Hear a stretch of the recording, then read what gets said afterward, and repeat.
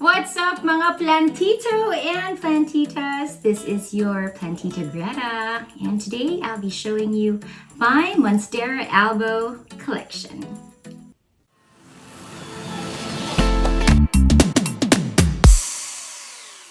Hey guys, how are you?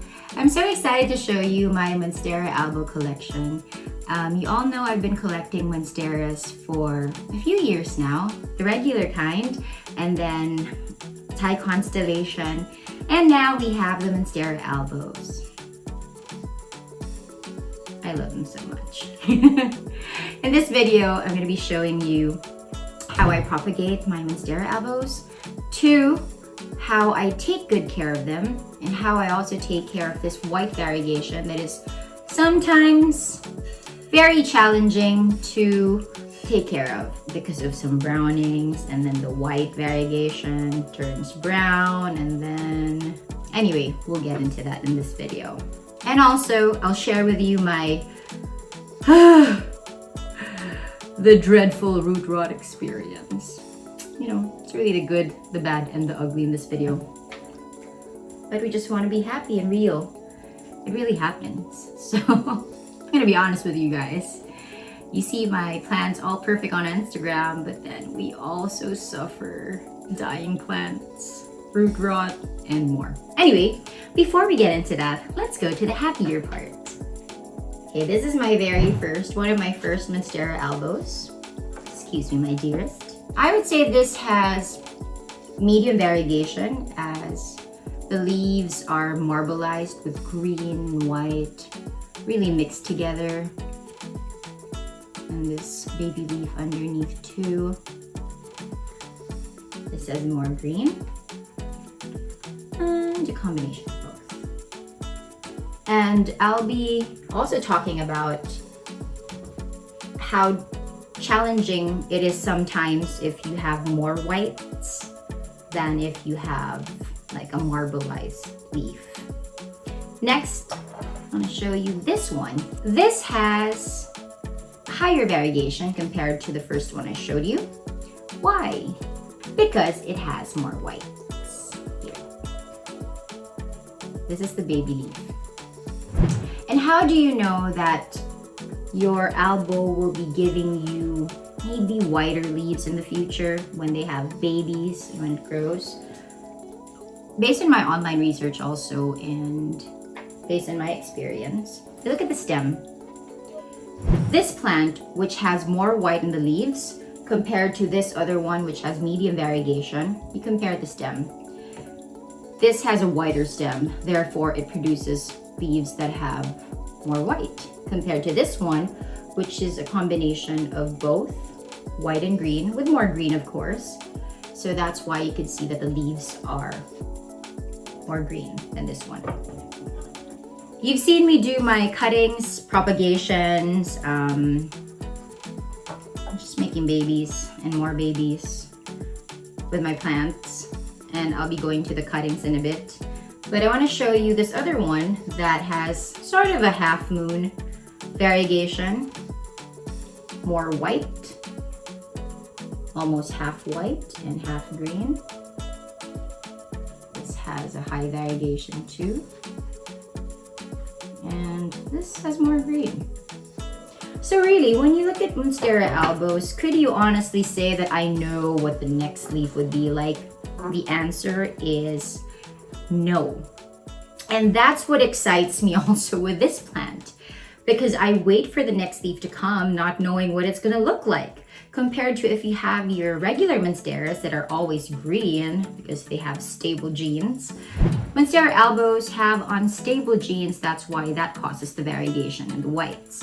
So it's a gene mutation, that's why we have variegated plants.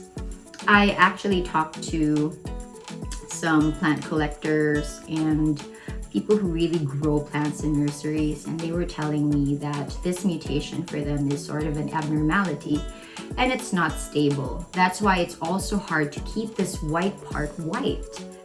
The white parts of the Monstera Albo leaves is the absence of chlorophyll, which means it's unable to photosynthesize. Now, if you remember our science classes before, Photosynthesis is the process by which plants harness energy from sunlight and turn it into chemical energy. So this leaf is still perfect because it has more green. But this other leaf had a lot of white, really white. You know, sometimes when they get shipped from elsewhere, this one, the white part gets stressed and turns brown. And I had to cut it. That's the downside of having more whites in the leaf. If the conditions aren't right and if, you know, they're a bit more sensitive, they tend to turn brown. And it really sucks. Oh, here's another one that turned brown. This one, oh. This one looks like a funny looking leaf with cuts and holes because it turned brown. So I'm trying my very best to keep this white, this area white. It's really hard. It's not impossible, it's just challenging. At least for me. Okay, so how do I propagate my Monstera Albos? One, you've seen me do my propagation videos and photos on Instagram. I am more young with water propagation because I can see the roots. Monster roots. That's a lot of roots. Why am I not planting it into water even if the roots are like that? I love staring at the roots. I really do. Anyway, here's another cutting that I did that grew roots. I'm so thankful. This plant, the mother of this, had root rot, and I had to save this cutting.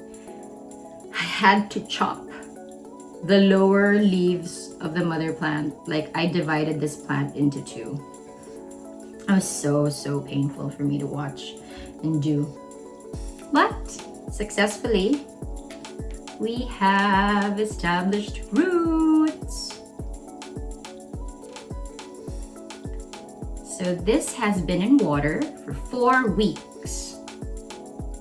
And we have roots.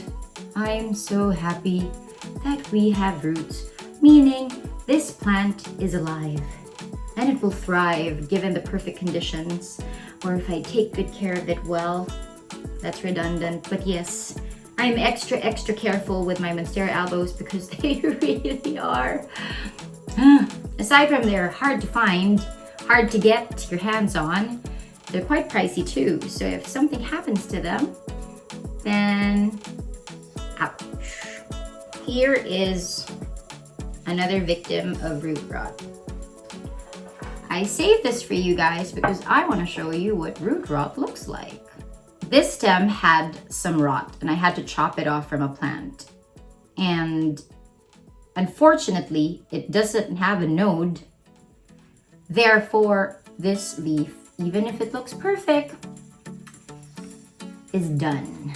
Like, it can stay in this water container for a while until it really dies. I know, it's depressing.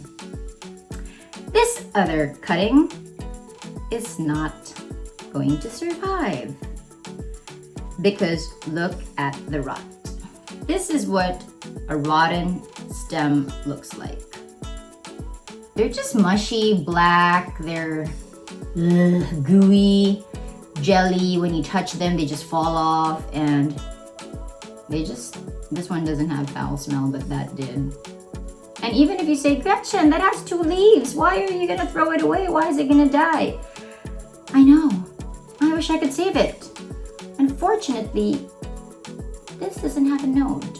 And even if I wanted to survive, the rot has really gone so deep. I don't know, but I'm gonna keep it in water. It's been in water for a month, for 4 weeks, nothing. So there you go. I also get root rot. Oh, don't get me wrong. It's really a heartbreak. It's so painful.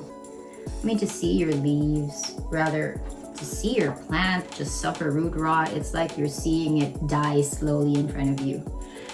Anyway, how do I take good care of the white variegation? Good humidity, good sunlight. I prefer indirect bright sunlight for my plants, so they're very near a window, but not too direct to the point that I know that the leaves will burn. So if you can just imagine that.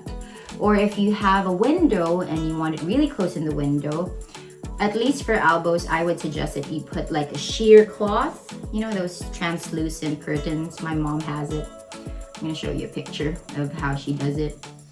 So at least it's not absorbing the full sunlight and potentially burning the leaves, because you don't want them going brown, right? Watering for my albos, I'm very conservative. They apparently don't really like much water, based in my experience. And I'm not exaggerating. They just like, I'm not thirsty, mommy. Seriously. No, yeah, my plants talk. Also, if you are propagating your Monstera Albos, there's another way. Some people just put it into soil with their soil mix. But there's another way that I do it, aside from the water propagation, it's with perlite. I like perlite also compared to even the no soil mix, because for me, perlite doesn't really retain so much moisture. Therefore, rot could still happen, but it's less likely, even just a little. And once this establishes roots, I like it that I see it, because they just like go around, make their way around the perlite. On hindsight, the reason why I like perlite and water and clear glasses for my albos is I want to see the roots. I am so paranoid with root rot. Yes, I know that could be not good, but I've had my fair share of heartaches and I just don't want to experience it. So here's another option. So you can have this little vase. You're wondering why it doesn't have water. I'm gonna plant it right after this video, that's why. You can have these plastic clear pots if you don't have glass containers. I just prefer glass, so it doesn't really topple over that fast, and I just like glass better. There's a lot available at home. This is our sugar container since I was a kid, so I'm getting to use a lot of my mommy's hand-me-down stuff. So anyway, I do hope you enjoyed this video and learned a little bit more of albos, and I'm happy to share with you my experience. And I want to hear from you guys. If you have any tips for me, I really want to learn more from you about how you take care of your albos, how you propagate, how you address rot, and so on and so forth. So do leave a comment below. I would love to hear from you guys. And if you like this video, please do share and subscribe and like it too. And I hope to see you in my next episode. It's gonna be exciting. So hope you like my album collection.